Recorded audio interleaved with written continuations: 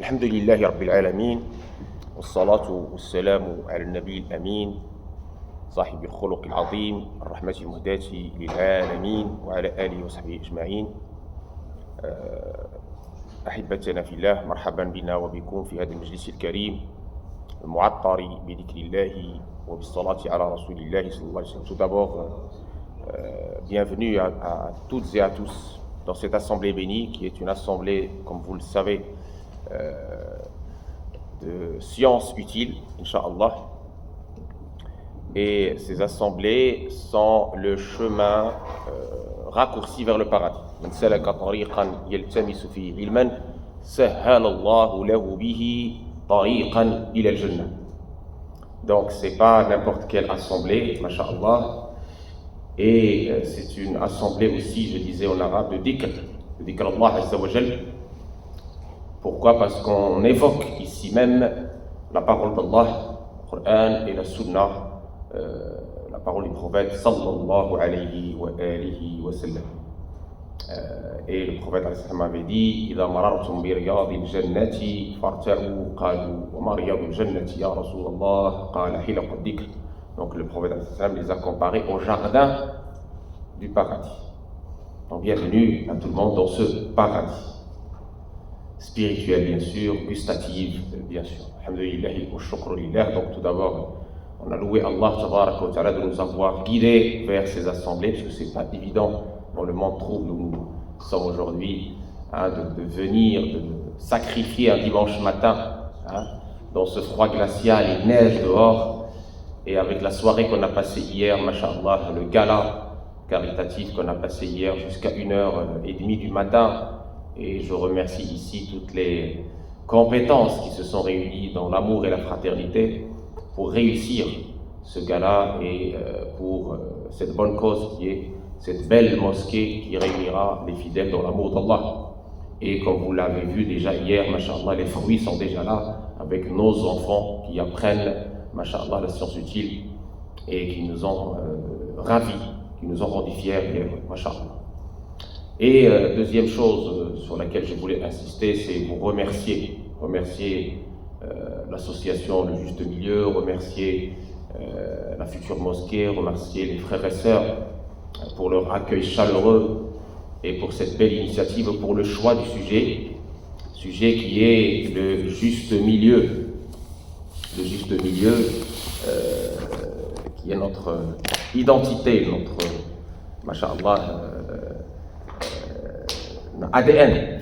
وكذلك يقول عز من القائل وكذلك جعلناكم أمة وسطا وكذلك جعلناكم أمة وسطا لتكونوا شهداء على الناس ويكون الرسول عليكم شهيدا. Et donc le sujet était de votre choix, masha'Allah, qui était le juste milieu, la voie naturelle entre extrémisme et laxisme. Tout d'abord, avant de rentrer dans le vif du sujet, j'ai toujours cette habitude de définir les termes. Et comme vous le voyez, je vais parler essentiellement en français pour permettre à tout l'auditoire de comprendre ce qui est dit, parce que le but du message, c'est qu'il soit compris. Les termes. D'abord, on définit les termes pour savoir de quoi on parle. On va essayer d'être bref et précis, bien que le sujet mérite évidemment plusieurs conférences. Le terme d'abord extrémisme, n'a rien à voir avec le terme rigorisme ou fondamentalisme. Quand on dit extrême, cela sous-entend une déviation. Quand on dit rigorisme, ça veut dire une rigueur. Quand on dit fondamentalisme ou traditionnalisme, ça veut dire retour aux fondamentaux, à la tradition. Donc ce qui est aujourd'hui utilisé à tort et à travers par les médias n'est pas vraiment les termes, ce n'est pas vraiment les termes académiques qu'il faut utiliser. Dans chaque discipline, il faut veiller à utiliser les bons termes pour être compris. Donc la rigueur n'est pas un mal, au contraire, la rigueur elle fait partie de la voie naturelle. Le fait de revenir au fondement, de revenir à la tradition, c'est ce qui est demandé. D'accord? Donc quelqu'un qui est pratiquant, quelqu'un qui est dans la rigueur, quelqu'un qui est dans la tradition, n'est pas quelqu'un à blâmer. D'accord? Quelqu'un qui est dans l'extrême, le rouleau, qu'on appelle le rouleau, ou l'ifrat, eh bien celui-là, il est dans une déviance. Et on va voir de quelle déviance il s'agit. Ensuite, le terme laxisme, qu'on peut qui vient de l'arabe aussi, ibahiyya, qui veut dire le libertinage, et qui vient aussi de imma'a, qui veut dire le suivi aveugle, qui vient aussi de l'ifrat, ou tafrid, c'est-à-dire le fait de manquer à notre devoir. Le laxisme traduit tout simplement une autre déviance, qui est le fait de ne pas se conformer à ce qui est prescrit. Et le fait de montrer une espèce de manquement vis-à-vis de l'essentiel, parce qu'on n'a pas cette rigueur, on ne veut pas avoir cette rigueur, et le laxisme traduit aussi parfois une forme d'ignorance, une forme aussi de paresse, de fainéantise, et de retour, si vous voulez, vers la terre, c'est-à-dire ce qu'on appelle le tiba' al-hawa, le suivi de la passion.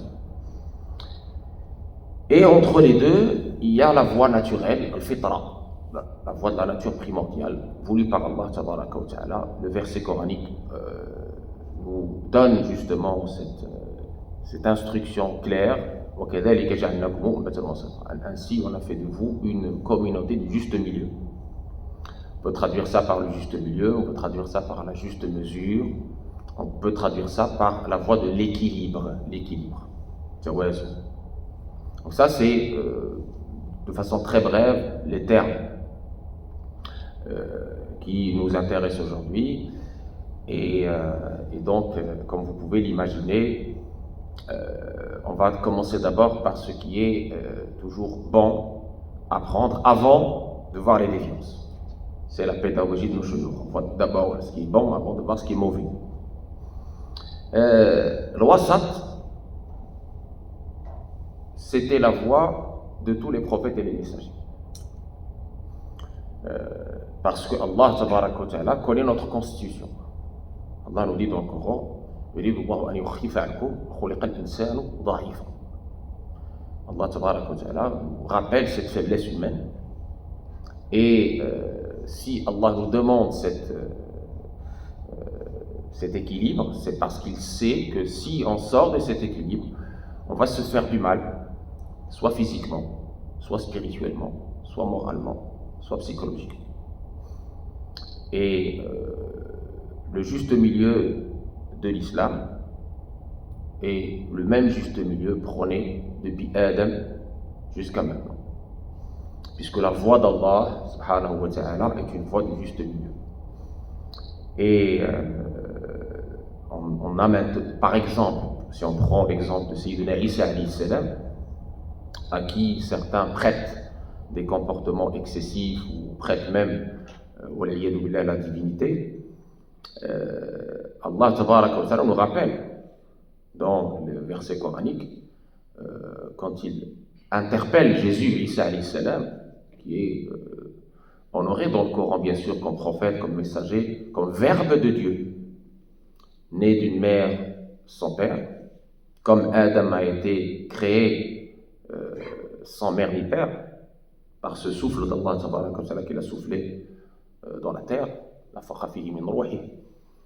Et de kalimatullah Isa alayhi salam, déjà dans les versets coraniques de la fin de Surah 5, Maïda, quand il est interpellé, وإذ قال الله يا عيسى ابن مريم أنت قلت للناس اتخذوني وأمي إلهين من دون الله قال سبحانك ما يكون لي أن أقول ما ليس لي بحق إن كنت قلته فقد علمته تعلم ما في نفسي ولا أعلم ما في نفسك إنك أنت علام الغيوب ما قلت لهم إلا ما أمرتني به أن أعبدوا الله ربي وربكم وكنت عليهم شهيدا ما دمت فيهم فلما توفيتني كنت أنت الرقيب عليهم وأنت على كل شيء شهيد إن تعذبهم فإنهم عبادك وإن تغفر لهم فإنك أنت العزيز الحكيم. الآيات. Ce dialogue entre Allah Tabaraka wa Ta'ala et Jésus nous est relaté dans la Sourate la table servie, Maïda, afin de mettre en évidence, quand Allah dit à Jésus, est-ce que c'est toi qui... C'est ça le verset coranique. Allah dit à Jésus, est-ce que c'est toi qui leur a dit, qui leur a ordonné de te prendre comme divinité? Allah pose cette question, mais Allah connaît déjà la réponse. Mais s'il pose cette question, c'est pour rendre cette science manifeste et faire ce qu'on appelle le témoignage, shahada. On puisse tous et toutes être témoins. Et donc, il dit non, moi, je n'ai demandé à mon peuple que ce que tu m'as ordonné, à savoir adorer Allah sans rien lui associer, et j'étais témoin sur eux quand j'étais parmi eux. Et quand tu m'as élevé, parce que Jésus a été élevé, hein, ses ennemis n'ont pas pu le tuer ni le crucifier, Allah l'a remplacé, et quand tu m'as élevé vers toi, eh bien, tu as été témoin sur eux. Et Jésus de finir par dire, effectivement, comme Sayyidina Ibrahim l'avait dit auparavant, Ibrahim Khalil, si tu les châties, ils sont tes serviteurs. Mais si tu leur pardonnes, tu es l'Aziz al-Hakim. Ibrahim avant lui, il avait dit aussi par rapport à ses détracteurs, واجنبني وبني أن نعبد الأصنام ربي إنهن أضللن كثيرا من الناس فمن تبعني فإنه مني ومن عصاني فإنك غفور رحيم. Ibrahim a dit par rapport à ces polythéistes qui l'ont contredit, qui ont suivi la voie de l'égarement, la voie du polythéisme, la voie de la négation, la voie de l'ingratitude vis-à-vis d'Allah subhanahu wa ta'ala, la voie de Dhulm al-Azim, la grande injustice qui a été nommée par le Coran, la grande injustice de Dhulm al-Azim, shirk, vis-à-vis d'Allah tabaraka wa ta'ala. Eh bien, il dit à Allah tabaraka wa ta'ala, Rabbi innahunna adlalna kathiran min al-nasi, faman tabi'ani fa innahu minni, celui qui me suit, il est de moi, il appartient à ma communauté, il fait partie des miens. Waman hasani, celui qui me désobéit, c'est quoi? Qu'est-ce que méditez, celui qui me désobéit, Waman hasani fa innaka ghafurur rahim, tu es le pardonneur miséricordieux, qui te dit. Donc, la voie des messagers et des prophètes, c'est cette voie de bienveillance, c'est cette voie de respect de la vérité. C'est cette voie où on remet les choses à Allah tabaraka wa ta'ala. On passe le message, on n'a pas d'obligation de résultat. Da'iya, il fait ce qu'il peut. Ud'u ila sabili rabbika bil hikmati wal maw'izati al hasanati wajadilhum billati ahsan. Toi, Allah te demande clairement dans le Coran, appelle au chemin de ton Seigneur par la sagesse, la bonne exhortation, et discute avec eux de la meilleure façon. Ça, c'est tout. Ensuite, Allah, qu'est-ce qu'il dit? Inna rabbaka huwa a'lamu biman dalla an sabili wa a'lamu ma tadin. C'est ton Seigneur qui connaît celui qui est guidé et celui qui est égaré. Khalas. C'est-à-dire, la guidance appartient à Allah. La foi, c'est une science gustative, c'est une lumière que Allah tabaraka wa ta'ala met dans le cœur de qui il veut. Innaka la tahdi man ahbabt, walakin Allah yahdi man yasha. Ce n'est pas toi qui guide qui tu aimes, mais c'est Allah qui guide qui il veut. Dit Allah tabaraka wa ta'ala à son dernier messager, Sayyidina Muhammad sallallahu alayhi wa sallam. Et dans un autre verset, Afa anta tukrihu an-nasa hatta yakunu mu'minin. Est-ce toi qui vas contraindre les gens à croire? Ma kana li nafsin an tu'mina illa bi idnillah. Il appartient à une âme de croire si ce n'est pas la permission d'Allah. Et dans un autre verset aussi, Innama anta mudhakkir lasta alayhim bimusaytir. Tu n'es là que pour faire le rappel. Tu n'as pas été envoyé comme dominateur. Et l'autre verset aussi que vous connaissez tous de la Sourate 2, La ikraha fi din, qad tabayyana ar-rushdu min al-ghayy, pas de contrainte dans la religion. Et ce verset, comme nous dit Al-Qurtubi dans son tafsir, vous le verrez pour ceux qui veulent lire, c'est Al-Qurtubi surnommé Amir al-Mu'minin fi tafsir, le prince des croyants dans le tafsir, dans les exégèses. Il nous rapporte que ce verset, le contexte, Asbab al-Nuzul de ce verset, c'est qu'il y avait un homme médinois qui avait ses 2 enfants qui se sont christianisés avant l'islam. Et quand il a entendu parler du prophète, Sayyidina Muhammad, le dernier messager, il a embrassé l'islam, alhamdoulilah, et il a voulu contraindre ses enfants à embrasser l'islam. Ses enfants sont venus se plaindre auprès du prophète, et ce verset a été révélé à cette occasion. Pour voir que, voilà, que cette foi appartient à Allah seul. Et quand je dis qu'il n'y a pas d'obligation de résultat, le fameux hadith que j'ai déjà commenté dans d'autres occasions, où le prophète, dans Laylatul Isra wal Mi'raj, cette nuit miraculeuse, cette nuit ascensionnelle, où notre prophète a vu ce que Allah lui a permis de voir, de choses extraordinaires, parmi les éléments qu'il a vus, parmi le ghaib, l'invisible que Allah lui a dévoilé, il dit lui-même, Ra'aytu an-nabiyya, le jour du jugement, quand les gens rentrent après le jugement au paradis, il dit Ra'aytu an-nabiyya wa ma'ahu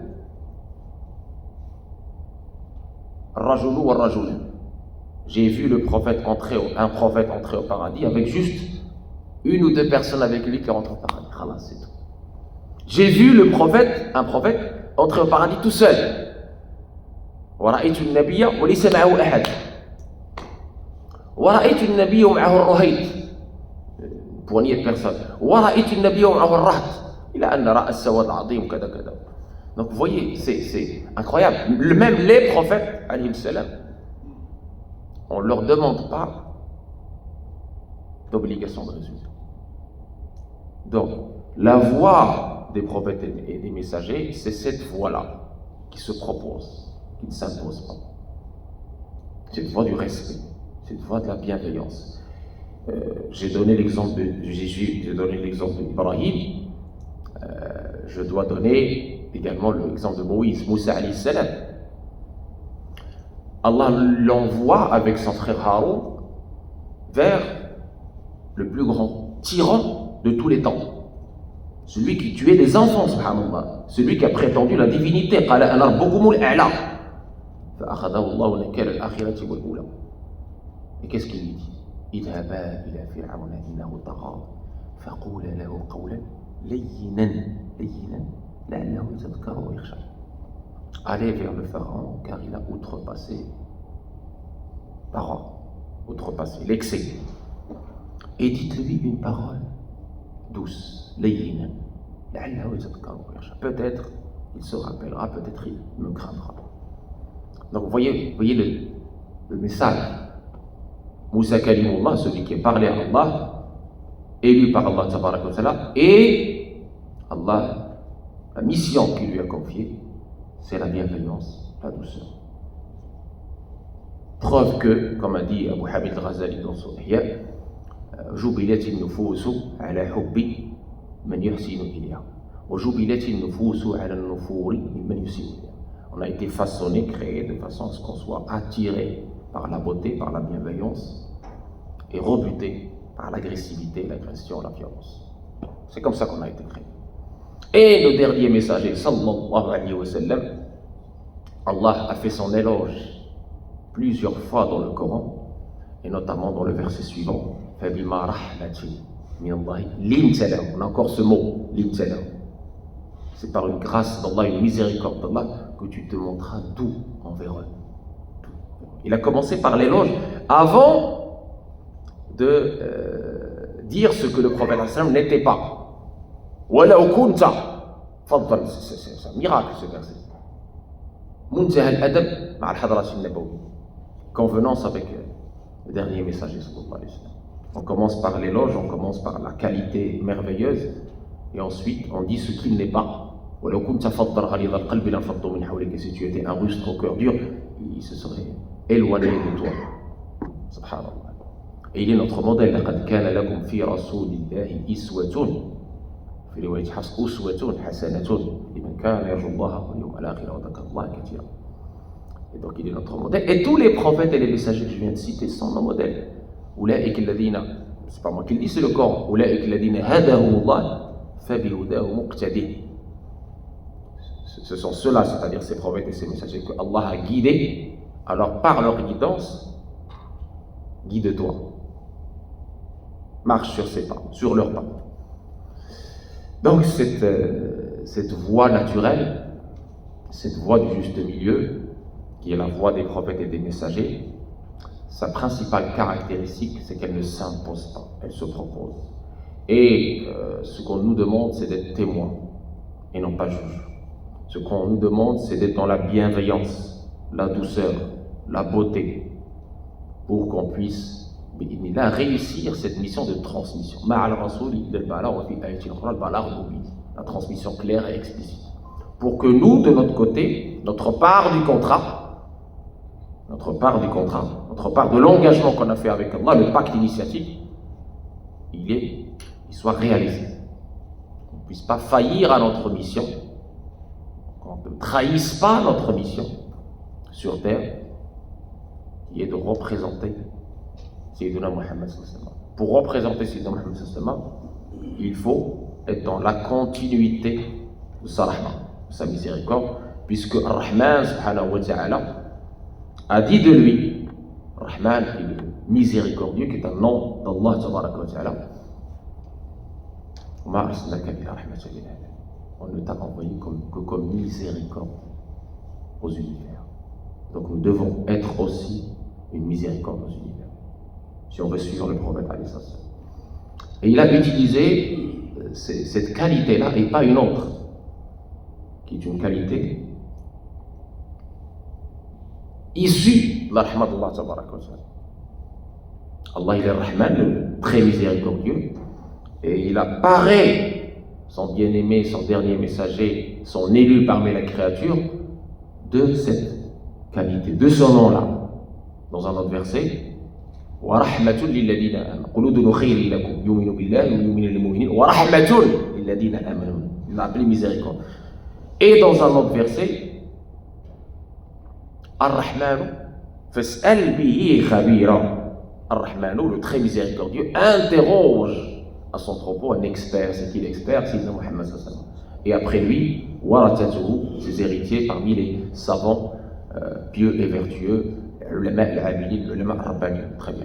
Donc vous voyez l'utilisation de ce nom d'Allah tabaraka wa ta'ala, Ar-Rahman, et sa manifestation de jalli rahmatillah fi al-ard, fi al-alami al-sufli, fi al-alami al-shuhud, wa Rasulullah sallallahu alayhi wa sallam. Sa manifestation sur terre, c'est Sayyidina Muhammad sallallahu alayhi wa sallam, à travers sa miséricorde. Et vous voyez dans plusieurs versets, on rappelle cette miséricorde du prophète. Venant d'Allah, miséricorde venant d'Allah, que je t'ai montré d'où envers eux. C'est par une miséricorde venant d'Allah que je t'ai montré d'où envers eux. Très très important. Donc, la voix des messagers et des prophètes, elle était cette rahma.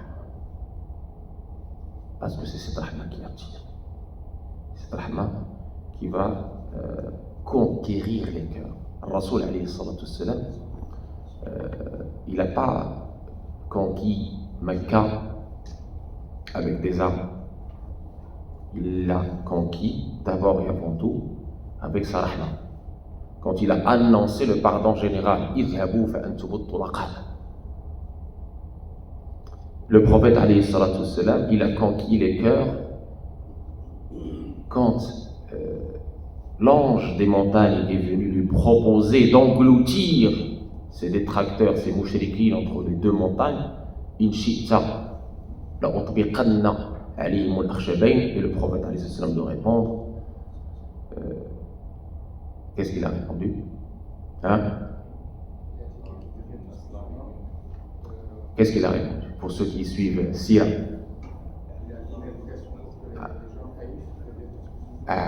Après après cette épreuve de Taïf où les gens lui ont jeté des pierres, il avait les pieds en sang, il aurait pu. Parce que l'ange des montagnes lui propose, lui dit Allah m'envoie vers toi, tu m'ordonnes et j'exécute. Et il lui fait une proposition même, hein, l'ange des montagnes, il fait le jihad, hein, il va plus loin, il dit si tu veux, tu m'ordonnes, je les engloutis sur des montagnes, quelques secondes, il n'y a plus. Tes détracteurs, il n'y a plus, c'est fini. C'était une occasion d'or pour se venger, pour tout ce qu'ils lui ont fait, les persécutions.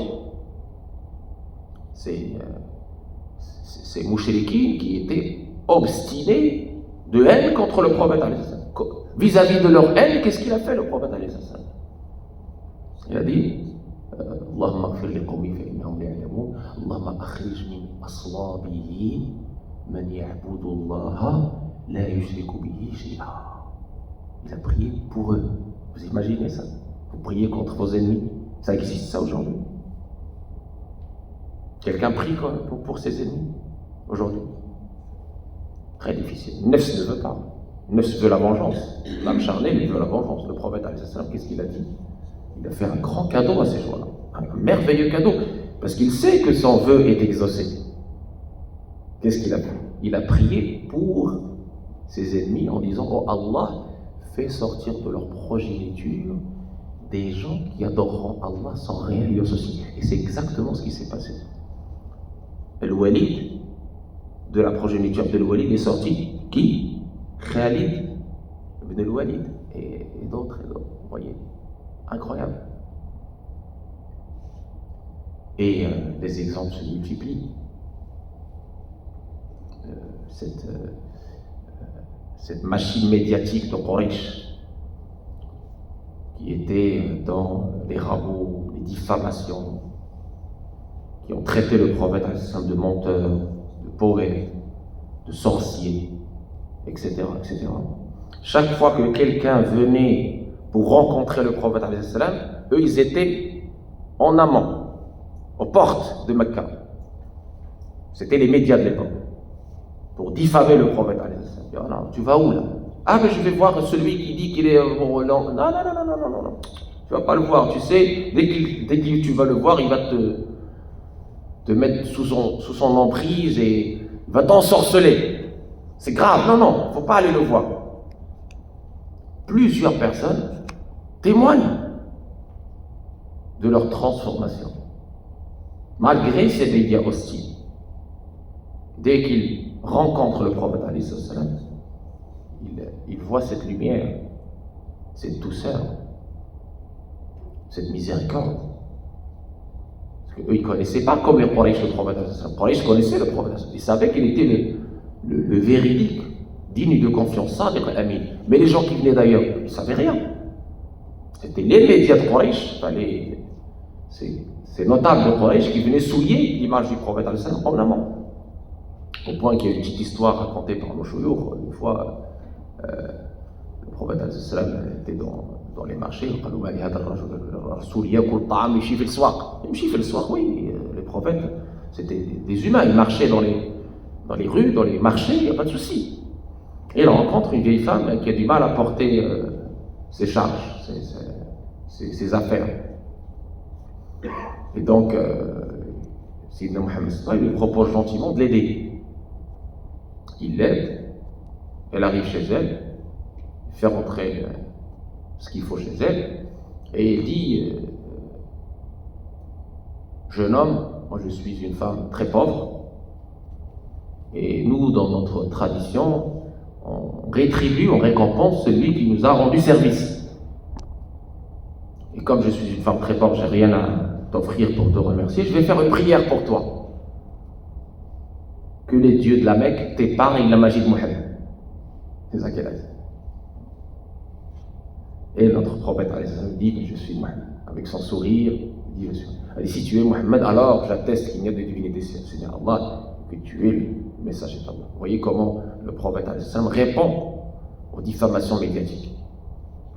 Répond à la machine médiatique de Quraysh de l'époque, hein, l'équivalent des chaînes que vous voyez aujourd'hui. Comment le prophète a répondu par le comportement, par la miséricorde, par le sourire à cette à cette haine, à cette hostilité. Pour nous donner l'exemple à nous aujourd'hui, dans ce pays, où vous avez vu parfois cette haine gratuite, elle mène vers où? Très bien. Donc, cette voie naturelle des messagers et des prophètes, elle peut vous sembler difficile à atteindre, mais quand on est connecté, quand on a cette lumière dans le cœur, la lumière de la foi, on est aidé à s'inspirer du modèle prophétique, sallallahu alayhi wa sallam. Donc ça, c'est très important. Cette première partie introductive pour moi est très importante parce qu'elle montre que tous les prophètes et les messagers, j'ai donné quelques exemples de Ulul Azm min al-Rusul, quelques Ulul Azm min al-Rusul bien sûr, pour montrer qu'ils convergent tous vers cette voie naturelle de la bienveillance, de la douceur, de la beauté et du respect de l'altérité.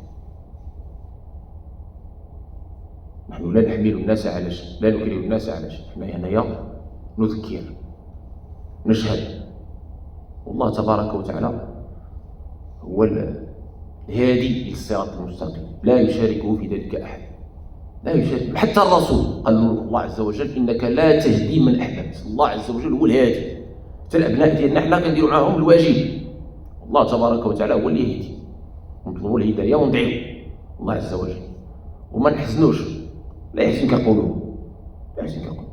وفي آية أخرى إنهم لا يكذبونك ولكن الظالمين بآيات الله يجحدون. Il ne faut pas, le prophète a été consolé par le Coran en lui disant « T'inquiète pas, s'ils ne te suivent pas, s'ils te démentent, c'est pas toi qui démente, c'est leur cœur qui est scellé. C'est pas toi, tu n'y es pour rien, tu as fait ce qu'il faut, rassure-toi. » Il rassure son bien-aimé messager sallallahu alayhi wa sallam. إنه لا يكذبونك ولكن الظالمين بآيات الله يجحدون. ولا يحزنك قولهم. Ne t'afflige pas, ne t'attriste pas.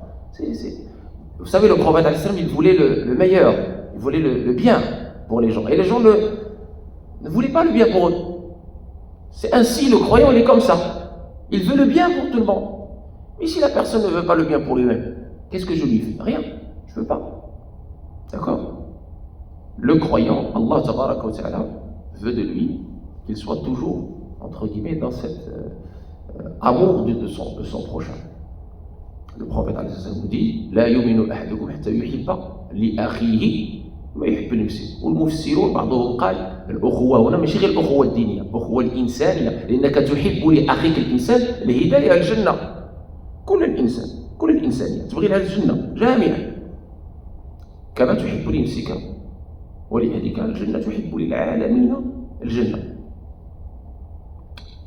Personne, le prophète dit, personne n'est véritablement croyant, Kamal al-Iman, la perfection de la foi, n'est atteinte que si tu aimes pour ton prochain ce que tu aimes pour toi-même. Et pourquoi je traduis ici prochain? Parce que les mufassirin, les commentateurs de ce hadith, ils parlent d'une fraternité humaine, au-delà de la fraternité religieuse. Parce qu'on aime aussi pour l'autre, même s'il n'est pas musulman, on aime pour lui ce qu'on aime pour nous. On aimerait aussi qu'il soit guidé, qu'il rentre au paradis, etc. C'est normal. C'est ça l'attitude du vrai croyant. Il ne cherche pas à catégoriser les gens et les mettre en enfer. Non, ça, c'est pas une croyance. Ça, c'est l'extrême sectaire qu'on va discuter ensemble tout à l'heure. Très bien.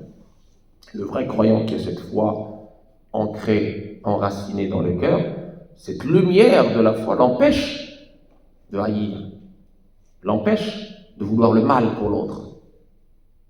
Catégoriser les gens, c'est vouloir le mal pour eux.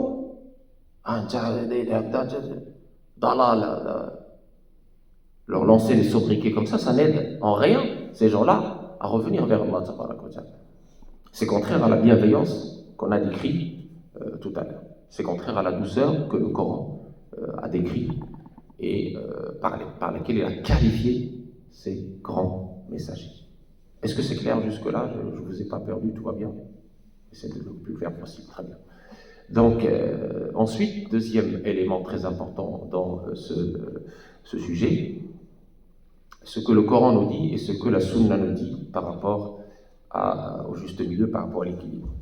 Alors, on a plusieurs versets et plusieurs hadiths. Je vais essayer de les citer rapidement et de me focaliser sur un ou deux. Déjà, dans le Coran, vous avez entendu tout à l'heure le verset coranique avec ses commentaires. Nous avons fait de vous une umma wasat, c'est-à-dire le juste milieu. Ensuite, on a le verset coranique où Allah tabaraka wa ta'ala dit Yuridu Allahu bikumul yusra wa la yuridu bikumul usra. Allah veut la facilité et non la difficulté. Yuridu Allahu bikumul yusra.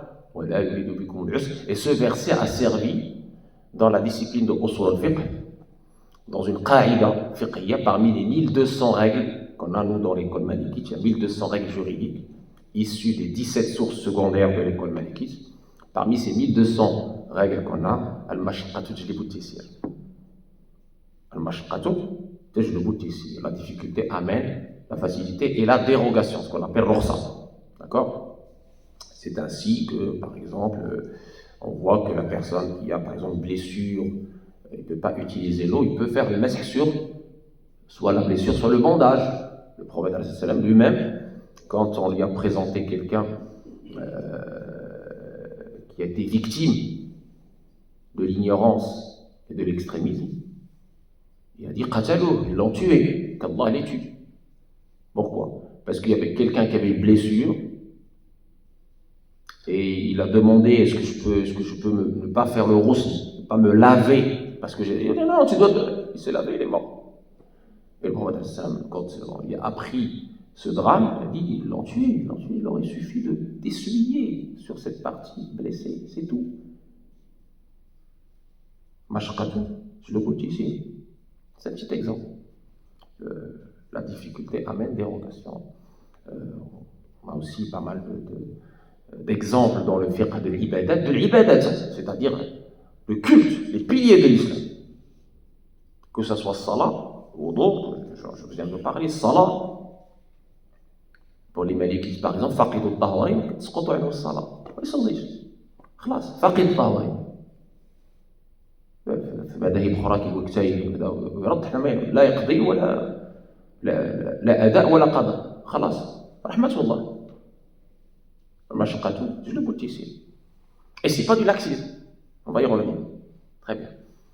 C'est un verset coranique, comme j'ai dit, qui a servi de règle pour les fuqaha. Très bien. Ensuite, Allah tabaraka wa ta'ala nous dit Ma ja'ala alaykum fi ad-dini min haraj millata abikum Ibrahim. Il ne vous a pas mis dans cette religion de la gêne. Tout à l'heure, on a parlé de la difficulté, là, on a parlé de haraj, la gêne. Et donc, à plusieurs occasions, notamment Hajjat al-Wada, le prophète répondait à plusieurs questions, la haraj. Pas de gêne, pas de gêne, pas de gêne, pas de gêne, chaque fois. Je lui ai fait ceci avant cela, pas de gêne. Je lui ai fait ceci, pas de gêne. Haraj, raf al-haraj, ça fait partie des règles également. La levée de la gêne occasionnée. La gêne occasionnée, c'est-à-dire au moment de la gêne, on peut agir pour lever cette gêne jusqu'à ce qu'elle soit levée. On va en donner des exemples. Ensuite, Allah tabaraka wa ta'ala dit Ittaqullaha mastata'tum. Craignez pieusement Allah comme vous pouvez. À l'impossible, nul n'est tenu. Et c'est un verset qui a servi aussi comme règle dans plusieurs chapitres du fiqh. Ittaqullaha mastata'tum. Rabbana wa la tuhammilna Ma la taqata lana bih. Parmi les douas qu'on récite de la fin de la sourate al-Baqarah, où Allah ne nous fait pas supporter ce qu'on ne peut pas supporter, ne nous fait pas, entre guillemets, faire ce que nos capacités ne peuvent pas supporter. Voilà, taqata lana bih. Et aussi, Allah tabaraka wa ta'ala nous parle des communautés avant nous. Et on nous enjoint, prescrit de ne pas tomber dans les mêmes travers. La taghlu fi dinikum ghayra al-haqq. Et il nous parle de ces apôtres, cette communauté qui a suivi Jésus alayhi salam, que la paix soit sur lui, et Isa. وجعلنا في قلوب الذين اتبعوا رأفة ورحمة ورهبانية ابتدعوها رهبانية ابتدعوها ما كتبناها عليهم إلا ابتغاء رضوان الله فما رعوها حق رعايتها Il parle de ces vœux de chasteté, de cette vie monastique que les gens qui ont prétendu suivre Jésus se sont imposés. Il dit, ni Jésus ni Allah ne leur a imposé ça. Mais ils se sont imposés ça à eux-mêmes dans une optique de chercher l'agrément d'Allah. Ils ont inventé, ils l'ont inventé, l'ont innové. Ni Allah ni Jésus n'avaient imposé ça. Très bien. Et Allah continue, il nous dit dans Surat Al-Hadid, فآتنا, on a donné quand même ceux qui ont respecté leurs vœux, أجرهم, leur récompense. وكثير منهم فاسقون. فآتنا الذين آمنوا منهم أجرهم وكثير منهم فاسقون. Mais beaucoup d'entre eux sont devenus pervers. Et on va y revenir. Pourquoi? Parce qu'ils sont allés contre leur nature. La nature humaine, Allah nous a créés avec une nature, avec des besoins. Si tu vas occulter ces besoins, ignorer ces besoins, si tu vas malheureusement à l'encontre de ta nature, tu risques cette déviation qu'on appelle l'extrémisme, qu'on va voir tout à l'heure, Inch'Allah. Donc ça, c'est très important. Je vous ai cité ici quelques versets coraniques qui nous parlent de ce yusr, de cette facilité, qui n'est pas le laxisme, qu'on va voir tout à l'heure. Dans le Coran, dans la sunna maintenant, la sunna authentique, on a pas mal de hadiths du prophète alayhi salam qui nous parlent de juste milieu. Le premier que je veux mettre en avant, c'est une attitude qu'on retrouve chez beaucoup de jeunes aujourd'hui. C'est une fois, il y avait 3 jeunes, ou quelques jeunes, qui sont partis voir le prophète alayhi salam chez lui. Ils ne l'ont pas trouvé, ils ont trouvé les mères des croyants, et ils ont posé la question, c'est normal, parce que c'est leur modèle, sur comment le prophète alayhi salam, au jour le jour, fait son culte, son comportement, etc. C'est normal de poser ces questions. Et quand on leur a dit, voilà le prophète alayhi salam comment il agit, voilà le prophète alayhi salam comment il prie, voilà ce qu'il fait, voilà ce qu'il fait le jour, voilà ce qu'il fait la nuit, ils ont dit, c'est peu tout ça. C'est rien. C'est bizarre. Le prophète, le messager, il fait que ça. Et l'un d'eux, il a dit, moi, je jeûne tous les jours et je ne mange pas. Le deuxième, il a dit, moi, je ne me marie jamais. Décidé de ne jamais me marier. Et l'autre, il dit, moi, je prie toute la nuit et je ne dors pas. Et après, quand le prophète est revenu, on lui a transmis ce qui s'est passé.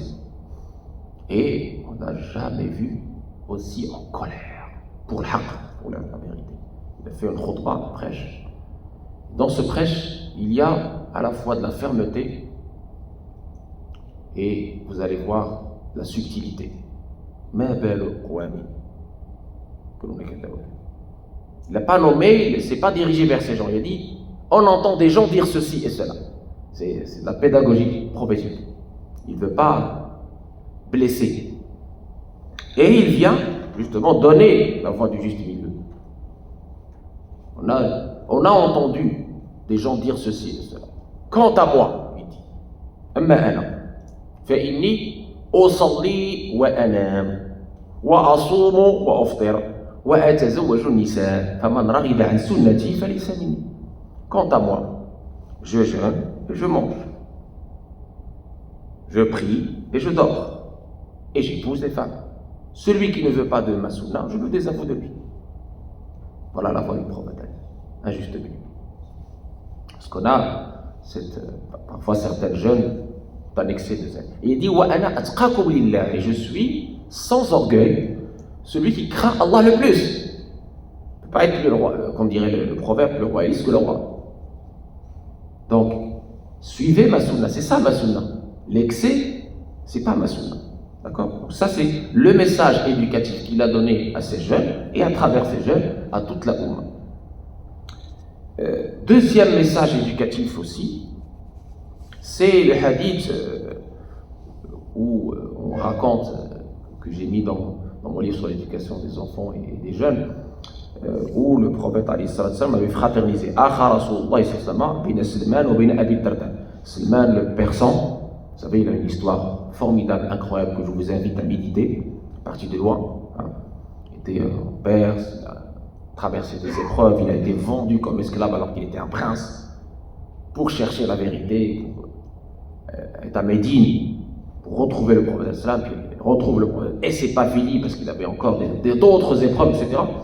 Et Salman, sincère, véridique, il a mérité cet honneur, même s'il n'est pas par le sang, Al-Bayt, le prophète sallam dit Salman au minna, Al-Bayt, la famille du prophète sallam, par amour, cette filiation d'amour. Très bien. Et quand il y avait l'émigration à Médine, le prophète sallam, vous savez, parmi les éléments clés de cette nouvelle étape de la da'wah, on est parti de la da'wah à la dawla, c'est la fraternisation entre Muhajirin et l'Ansar, entre les émigrés et les auxiliaires et les Médinois. Et donc le prophète avait fraternisé entre Salman le Perse et Abu Darda, un autre grand compagnon, pieux, vertueux, savant. فزار سلمان أبا الدرداء فرأى أم الدرداء متبذلة فقال ما شأنك متبذلة. Donc ici, il faisait des visites mutuelles et Salman visite Abu Darda chez lui. Et Umm Darda, c'est-à-dire l'épouse de Abu Darda, il l'a vu dans un triste état. D'accord?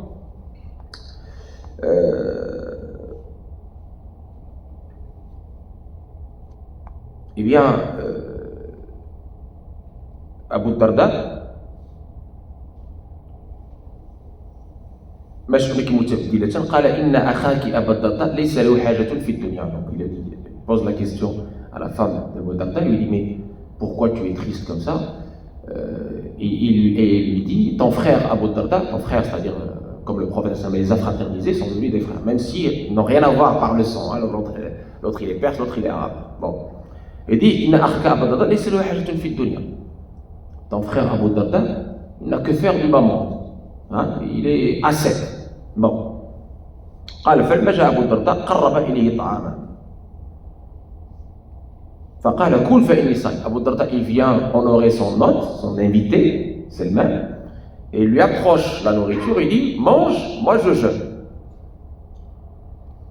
قال ما أنا بآكل حتى تأكل. Et Salman lui dit non, je ne vais pas, je suis ton invité, mais je ne vais pas manger tant que tu ne manges pas.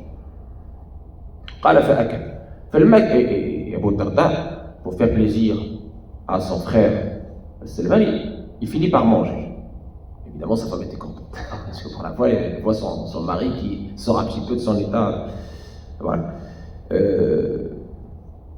Et qui rend son jeûne, évidemment, on parlait ici du jeûne surrogatoire. Il jeûnait tout le temps. Abu Darda. Et donc, la nuit arrive et Abu Darda, il part faire la prière toute la nuit. Il se lève pour faire la prière. Qiyam. Salman lui dit Nam, dors mon frère, viens dormir. Fanam. Et il dort à côté, et puis il laisse son frère dormir, et puis hop, il se relève pour faire le qiyam. ثم ذهب يرقد فقال له نام. Et puis Salman lui dit non, viens dormir. Viens dormir. Fanam. Et il se rendort cette fois pour de bon. Et puis, la prière de Subh arrive, Salman, il dit à son frère Abu Darda, maintenant tu peux te lever. Il se lève, ils ont fait tous les deux en groupe la prière de Subh, d'accord? Et c'est là où Salman dit à son frère Abu Darda, écoutez bien, inna li nafsika alayka haqqan, wa li rabbika alayka haqqan, wa li dayfika alayka haqqan, wa inna li ahlika alayka haqqan, فأعطي لكل ذي حق حقه. فأتي النبي صلى الله عليه وسلم. شوف هاد الصحابة كيبغيو دائما يرجعوا للقدوة العظمى المعلم الأكبر. فأتي النبي صلى الله عليه وسلم فذكر ذلك فقال له صدق سلمان صححه الترمذي. Et donc ils font ça, ils finissent, et Salman, parce qu'il aime son frère en Allah, il dit à Salman, je te donne un conseil fraternel. Sache que ton corps, ton nefs, il a un droit sur toi. Ton corps, c'est une amana d'Allah, il a un droit sur haqq. Ton Seigneur, subhanahu wa ta'ala, a un droit sur toi. Ton hôte, ton invité, a un droit sur toi. Et ta famille, ton épouse, a un droit sur toi. D'accord? Donne donc à chaque ayant droit son dû. Donne donc à chaque ayant droit son dû. Et ils sont venus voir le prophète pour, à chaque fois, effectivement, les compagnons avaient cette bonne habitude de revenir vers le prophète pour confirmer ou lui demander un complément, savoir si ce qui a été dit est validé. C'était leur référent. Donc ils sont venus voir le prophète qui a dit Salman a dit vrai. Salman a dit vrai. Rapporté par Tirmidhi de son nom. Donc on voit ici comment l'école, la première école, qui est l'école du prophète devait veiller à ne pas trahir le message du prophète en étant dans cet équilibre entre les besoins que nous avons, les besoins, on appelle les besoins matériels du corps, et le besoin spirituel d'adorer Allah, parce qu'on a de la nourriture terrestre et on a aussi la nourriture spirituelle, la nourriture du cœur. Sans elle, on est atteint par la sécheresse du cœur, la mort du cœur, la dureté du cœur. On doit avoir cet équilibre très important entre les besoins du corps, les besoins du cœur, les besoins spirituels, les besoins intellectuels. Tout cela doit être en harmonie pour que cet équilibre puisse donner cette mousseline, ce moumine, ce muhsin, qui a, alhamdoulilah, cette complémentarité entre tous ces besoins, et qu'il n'y a pas une déviation, un manque, une faille, une brèche qui permet au diable de rentrer et détruire cet équilibre et de nous emmener vers un extrême ou un autre. Très bien. Un autre hadith.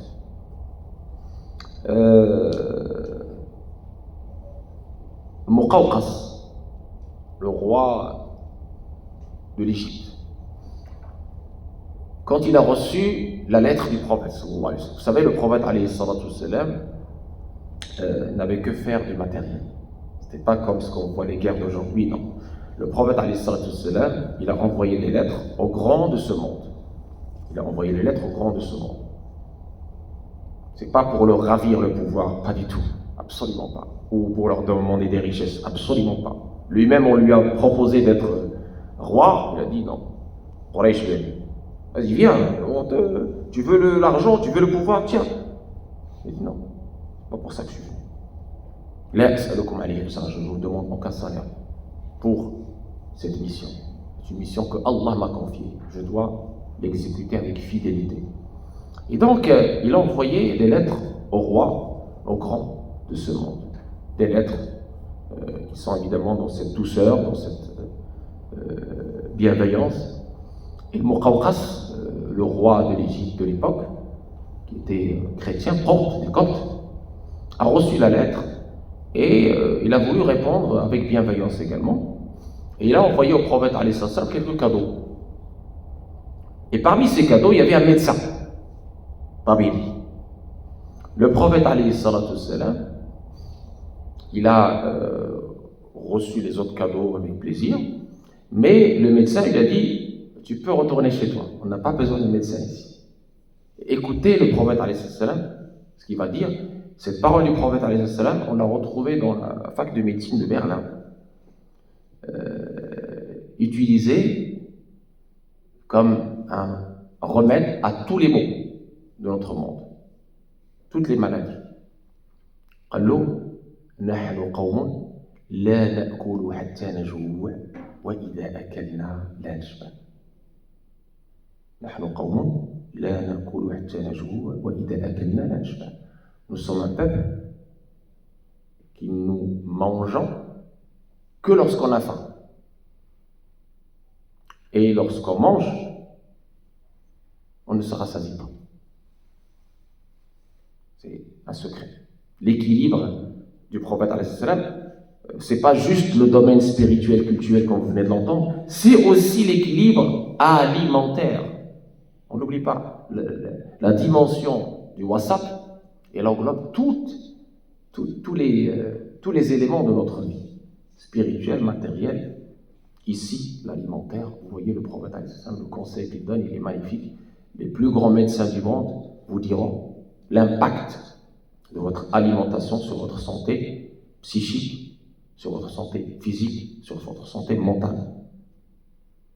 Toutes les maladies qu'on a aujourd'hui viennent de l'hygiène alimentaire. Les gens mangent n'importe où, n'importe quoi, à toute heure, mangent plus que ce qu'il faut, les problèmes d'obésité, ça a été signalé également pour le prophète dans un autre hadith, etc. Bon. On ne mange que si on a faim. Et quand on mange, là, ça rassasie pas. Bon, après, vous en faites ce que vous voulez. Hein. C'est un secret magnifique, à vous de l'utiliser.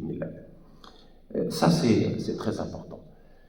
Après, je voulais, avant de faire une pause, Inch'Allah, m'attarder avec vous sur un hadith magnifique qui est rapporté par Bukhari, Kharaj al-Bukhari, من حديث معن بن محمد الغفاري عن سعيد المقبري عن أبي هريرة عن النبي صلى الله عليه وآله وسلم قال إن الدين يسر ولن يشاد الدين أحد إلا غلبه فسددوا وقاربوا واستعينوا بالغدوة والروحة وشيء من الدبج. وهذا الحديث تفرد به البخاري وتفرد بالتخريج لمعنى الغفار. وهناك أحاديث أخرى في هذا المعنى. Donc, hadith magnifique où le prophète nous dit cette religion est facilitée. Et celui qui va essayer d'être dans la difficulté, dans l'excès, il sera vaincu. Il ne pourra pas suivre. فَسَدِّدُوا وَقَارِبُوا وَأَبْشِرُوا. Donc, Sdid ou Muqaraba, les savants l'ont traduit, l'ont commenté, etc. C'est-à-dire, allez-y doucement. Ne vous forcez pas. Les ibadat, tu as, alhamdoulilah, les 5 prières obligatoires. Les nawafil, si tu peux. Ça ne doit pas être l'ibadat, ça ne doit pas se transformer en une corvée. L'ibadat, ce n'est pas une corvée.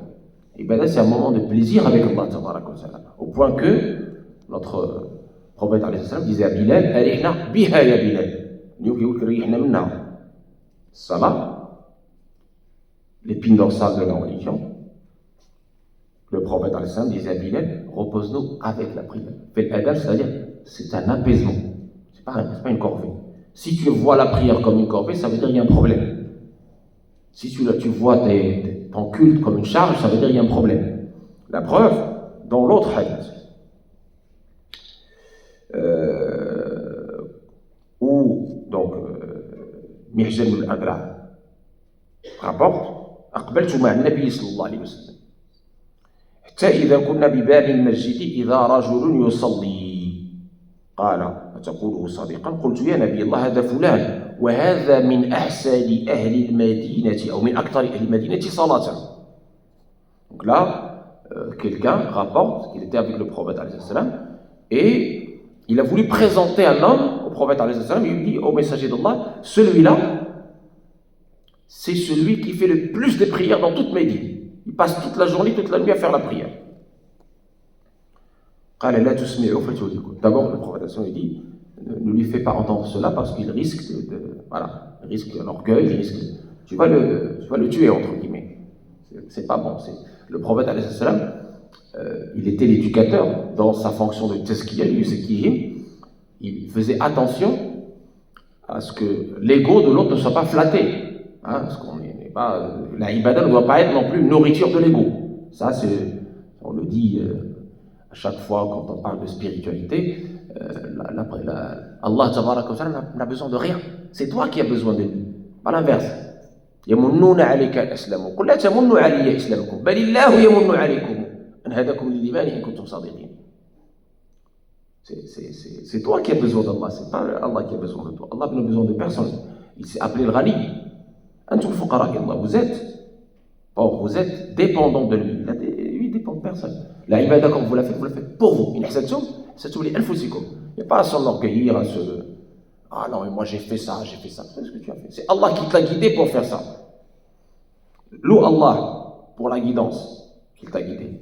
Et remets cette guidance à Allah. Ne t'enfle pas d'orgueil comme l'a fait Iblis. Et c'est ce qu'il a chassé ad vitam aeternam, la miséricorde d'Allah. Ne dis pas comme Iblis, je suis meilleur que... Non. الإنسان دائما يتواضع لله لأن كل ما تعمله من فضل الله. من فضل الله. C'est par la grâce d'Allah. وكنا لنهتدي لولا أن هدانا الله.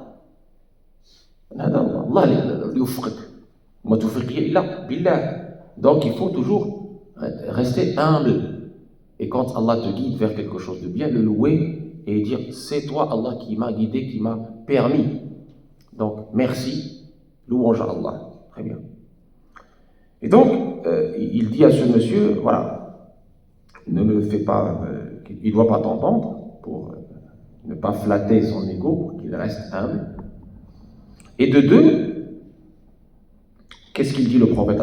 La tusmi'u fatulikum marratayn aw thalathan thumma qala innakum ummatun urida bikum al-yusr. Vous êtes une umma à qui on a demandé la facilité. Wa fi riwayatin ukhra inna khayra dinikum aysaru. Inna khayra dinikum aysaru. Deux fois il a dit le meilleur de la religiosité, c'est ce qui est facilité. Et dans ce que ومما خرجه حميد بن زنجويه وزاد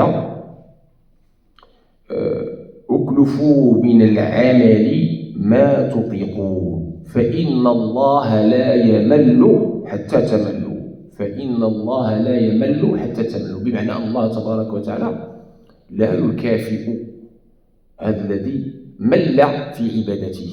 هذا هو المعنى. إن حملت أو تحملت ما لا تطيق. والله تبارك وتعالى لا يريد منك ذلك. الله تبارك وتعالى يريد بك اليسر. أنت لم تمتثل لأمر الله تبارك وتعالى. Donc, dans un autre registre, le prophète alayhi salam, il est rentré, son épouse Aïcha l'accueille comme d'habitude, et elle lui raconte ce que fait une femme. Voilà, elle passe toute la journée à prier, elle fait ceci, elle fait cela. Et le prophète alayhi salam n'était pas vraiment content d'entendre ça. Aïcha s'est exclamée. Elle dit Allah ne se lasse pas, entre guillemets, je traduis de façon littérale ce qui a été dit, de vous, si vous ne vous lassez pas de lui, c'est-à-dire qu'il vous récompense tant que vous n'avez pas cette lassitude, c'est-à-dire cette récompense d'Allah, cette grâce d'Allah, elle est liée au fait que cette ibada, que ce culte que vous faites, il est fait avec ce sentiment intérieur de plaisir, ce sentiment intérieur de rendez-vous avec Allah, de communion, et non pas de lassitude, et non pas de corvée, et non pas de charge qui s'abat sur vous comme si... Non, c'est pour ça qu'il faut y aller doucement dans les ibadats, évidemment les obligations d'abord, et ensuite les nawafil, selon ce qu'on peut. On ne peut pas, juste parce que les autres font le lundi et jeudi, je fais lundi et jeudi. Est-ce que moi je suis capable de faire lundi et jeudi? Est-ce que j'ai atteint un niveau de spiritualité qui me permet de faire tous les lundis et jeudis? Est-ce que ma santé physique me permet de faire lundi et jeudi? Je ne peux pas faire une religiosité de forme, de façade, de mimétisme, parce qu'ils font ça, je fais ça. Non. Tu fais des choses pour Allah, pas par ostentation. Rien, non. C'est très important.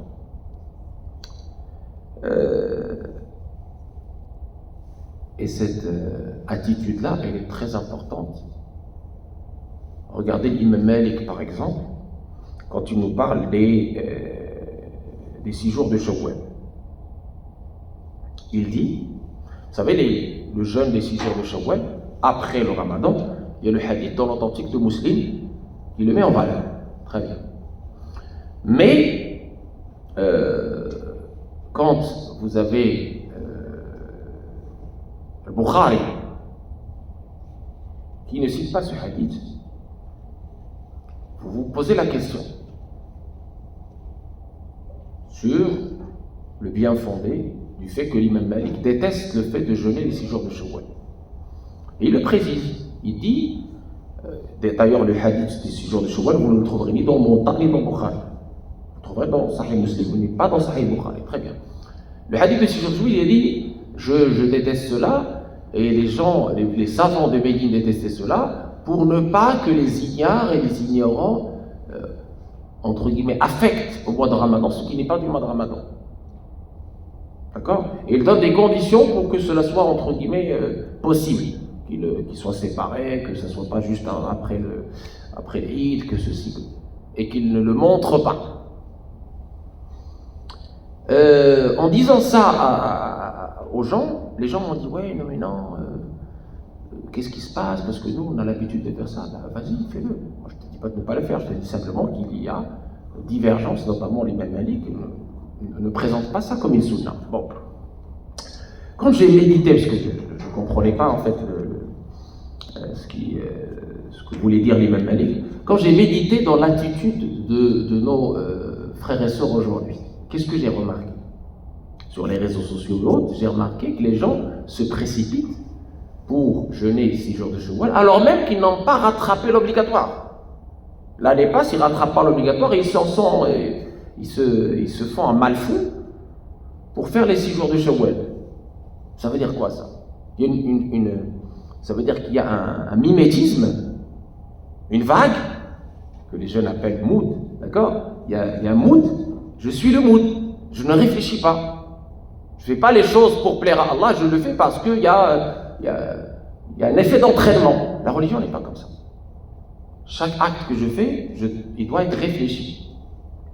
Je dois être convaincu de ce que je fais et je dois le faire pour Allah. Vous avez des gens qui font ça avec beaucoup de mal, juste parce qu'il y a un entraînement. Donc il faut... La bonne religiosité consiste d'abord à l'ikhlas, sincérité, pour Allah. Tu te poses toujours cette question, pour qui je fais ça? J'adresse ça à qui? Première question que je me pose à moi-même avant de faire, avant d'agir. Pourquoi je suis ici? Qu'est-ce que je fais? Pourquoi je fais ça? Pour qui je fais ça? Si la réponse intérieure, la réponse sincère, si je le fais pour Allah, continue. Si la réponse, non, mais parce que les frères ils font ça, mais parce que j'ai vu ça, ou pour faire plaisir à... Non. Là, tu renouvelles ton intention. Là, tu revois ton intention. راجع نفسك حاسب نفسك يحاسب نفسه على نفسه ويزن الخطيره بالقسطاس. Deuxième chose, quand tu fais cette chose-là, l'intention est bonne, est-ce que cette chose est obligatoire ou est-ce qu'elle est surogatoire? Si elle est obligatoire, alhamdoulilah, je m'applique. C'est que Allah qui me connaît, qui connaît mes capacités, sait que je peux la faire. Allah ne nous impose jamais quelque chose qu'on ne peut pas faire. Ça n'existe pas. Allah tabaraka wa ta'ala, khabir bi ahwalina, il n'impose jamais au mukallaf quelque chose qu'il ne peut pas supporter. Ça n'existe pas. Oubliez, ça n'existe pas. Donc si c'est une obligation, sache que Allah va t'aider à le faire. Et que ça va t'illuminer intérieurement et que tu vas avoir les récompenses. Si c'est pas quelque chose d'obligatoire à faire, tu n'es pas obligé de la faire. Tu peux la faire, tu la fais. Tu ne peux pas la faire, tu ne la fais pas. Et là, le prophète, alayhi salam, dans le hadith de Aïcha, il dit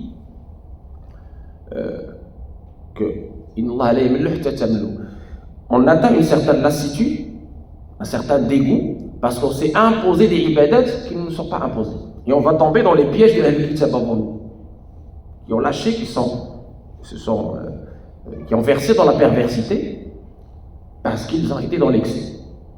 Et là, Aïcha dit, pour conclure et synthétiser, elle dit وَكَانَ أَحَبَّ الْأَعْمَالِ إِلَى رَسُولِ اللَّهِ صلى الله عليه وسلم أدومها وإن قل. Et elle conclut, Faqiha, qui était Aïcha, c'était Mu'allimatul Rijal, l'institutrice des hommes, dans c'est quelqu'un qui grâce à Aïcha, elle fait partie des top 5 des muhaddithat, et c'est grâce à Aïcha qu'on a appris tout le fiqh intime du prophète et bien plus. Donc elle dit, dans son fiqh, Aïcha, elle dit, et je conclus que ce qui était plus agréable, plus aimé, et le meilleur des actions pour le prophète auprès d'Allah, c'est les actions qui sont faites avec régularité, même si c'est peu de choses. Avec régularité, même si c'est peu de choses, c'est la qualité qui compte. Et dans la qualité, il y a la sincérité, ce sentiment intérieur que vous avez, qui n'est pas le dégoût, qui n'est pas la lassitude, mais qui est cet apaisement, cette sincérité, ce comportement avec Allah où tu te sens reconnaissant. Tu l'adores par amour et par reconnaissance. Parce que les gens sont différents. Hein. Il y a Ibadat al-Abid, Ibadat al-Tujjar, Ibadat al-Ahrar, comme le dit Nawawi. On a 3 catégories de gens aujourd'hui. Hein. Aujourd'hui, comme avant. Hein. On a ces gens qui adorent Allah comme des esclaves par crainte de son châtiment. Ça existe, c'est tout à fait légitime, pas de souci. Hein. Mais il y a l'autre niveau qui est meilleur. C'est adorer Allah, faire ce commerce avec Allah. Tu sais que ce que tu fais, il est multiplié. Donc tu es encouragé. D'accord? Et puis il y a encore meilleur. Ibadat al-Haram. Les libres, les détachés, qui font ce qu'ils font parce qu'ils savent que Allah mérite encore plus que ça. Ils font ça par amour à Allah, par reconnaissance à ses bienfaits, parce qu'il est le bienfaiteur suprême. Et là, c'est un niveau supérieur qui demande évidemment ce grand jihad, ce travail sur nous-mêmes. Donc ça, c'est la fin de cette première partie concernant les bienfaits du juste milieu et ce que le prophète nous a ordonné par rapport à ce juste milieu. Et Inch'Allah, on va tout de suite après voir la deuxième partie qui est justement qu'est-ce que l'extrémisme, les types d'extrémisme et comment la Oumma a versé dans l'extrémisme. D'accord? En parlant de 2 extrémismes, tatarrufu al-zahiri ou tatarrufu al-aql. Donc l'extrémisme rationnel, d'accord? Et l'extrémisme littéraliste. L'extrémisme rationnel, le fait de mettre la raison au-dessus de la révélation et donner des pouvoirs presque divins à la raison. Et donc, il n'y a plus de Dieu, il n'y a que toi. Ça, c'est un extrême qu'on voit de plus en plus aujourd'hui. Et l'extrême littéraliste, où effectivement, Jumudu ala al-nas, il y a le texte, sans contexte, sans regarder les significations subtiles, sans regarder le majaz qu'on appelle les allusions, sans faire la différence entre ce qui est équivoque, mutashabih, ce qui est muhkam, immuable, etc. On va voir comment la Ummah a pu dévier à partir de la source et à quel moment cette déviation a eu lieu et comment aujourd'hui comprendre cette déviation et comment l'éviter surtout. Quels sont les remèdes pour éviter cette déviation? On fait une petite pause et on revient tout de suite après. Et s'il y a des questions sur cette première partie, n'hésitez pas, c'est le moment, Inch'Allah. Des questions, là, il y a au Farasiya, il n'y a pas de souci.